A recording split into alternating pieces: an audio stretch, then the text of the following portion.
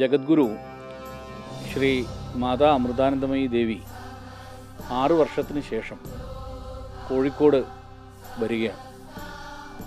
അമ്മയെ സംബന്ധിച്ചിടത്തോളം നമ്മുടെ ഭാരതത്തിൽ ജാതി മത ലിംഗവിവേചനങ്ങളില്ലാതെ എല്ലാവരെയും സ്നേഹമെന്ന് പറയുന്ന അസാധാരണമായ ഒരു രസക്കൂട്ട് ഉപയോഗിച്ച് അനുഗ്രഹിക്കുന്ന അമ്മയാണ്.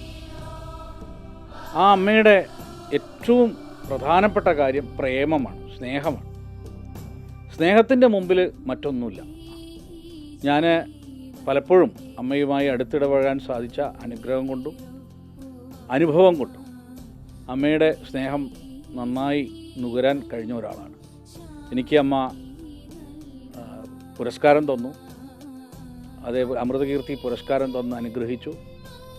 അങ്ങനെ നിരവധി പുരസ്കാരങ്ങൾ അല്ലെങ്കിൽ നിരവധി സന്ദർഭങ്ങൾ. അമ്മ ഇവിടെ കോഴിക്കോട് വരുമ്പോൾ നമുക്ക് ഒരു വലിയ അനുഗ്രഹമാണ്. കാരണം അവലംബമില്ലാത്ത അലംബഹീനരായ എത്രയോ ആളുകളുണ്ട്. അവർക്ക് സ്നേഹത്തിൻ്റെ സ്പർശം കൊടുക്കാനാണ് അമ്മ ഈ മെയ് മാസം 31-ാം തീയതി കോഴിക്കോട് അമൃതാനന്ദമയി മഠത്തിലേക്ക് വരുന്നത്. 31 തീയതികളിൽ അമ്മ കോഴിക്കോടുണ്ട്.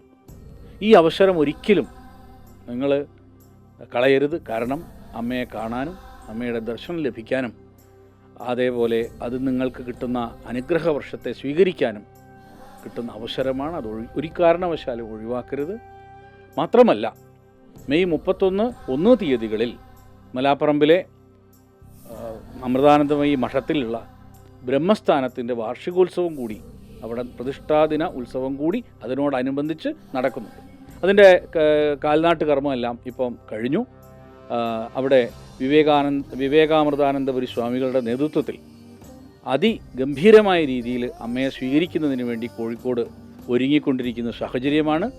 എല്ലാവർക്കും ഒരിക്കൽ കൂടി അമ്മയുടെ ആ പാദസ്പർശം കൊണ്ട് നമ്മുടെ കോഴിക്കോട്